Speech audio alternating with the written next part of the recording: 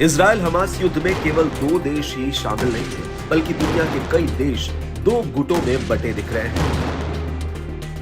एक पक्ष इजराइल का हिमायती है, जिसमें अमेरिका समेत पश्चिमी देश शामिल हैं। तो हमास के खेमे में ईरान के साथ कतर, सीरिया, लेबनान, मिस्र और करीब करीब सभी इस्लामिक देश नजर आ रहे हैं।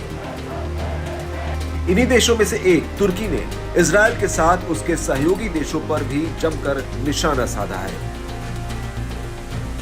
तुर्की के राष्ट्रपति तैयब एर्दोगन ने इजराइल से गाजा पर अपने हमलों को रोकने का आह्वान करते हुए इसे नरसंहार के समान बताया। साथ ही दुनिया भर के दूसरे देशों को मानवता की दुहाई देते हुए इस युद्ध विराम पर काम करने का आग्रह किया। उन्होंने कहा कि इजराइल गाजा में अपनी गलतियों से पीछे हटने के बजाय दूसरे देशों को उकसाने का काम कर रहा है। इस क्षेत्र को पश्चिमी शक्तियों और उसके पागलपन से बचाने की जरूरत है।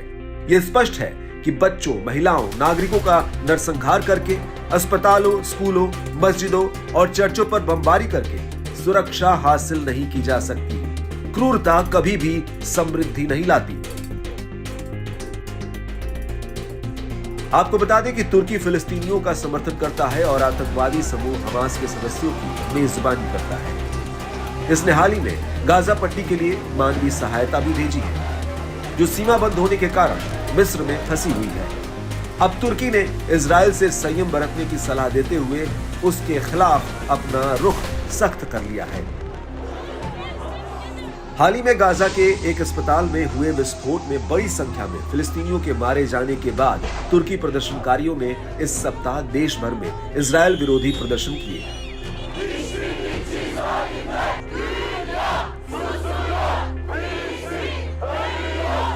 अंकारा उन नागरिकों की रिहाई सुनिश्चित करने के लिए हमास के साथ भी बातचीत कर रहा है, जिन्हें हमास ने बंदी बना लिया है। लेकिन तुर्की के अधिकारियों के मुताबिक इस मामले में अभी तक कुछ भी ठोस नहीं हो पाया है। तुर्की इस समय पूरी तरह से एक्टिव मोड में नजर आ रहा है।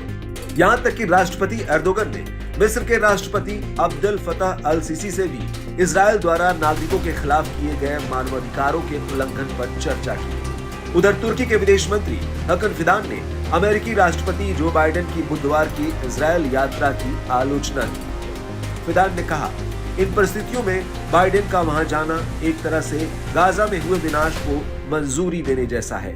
इतिहास इन सब बातों को दर्ज कर रहा है, जिन्हें याद रखा जाएगा।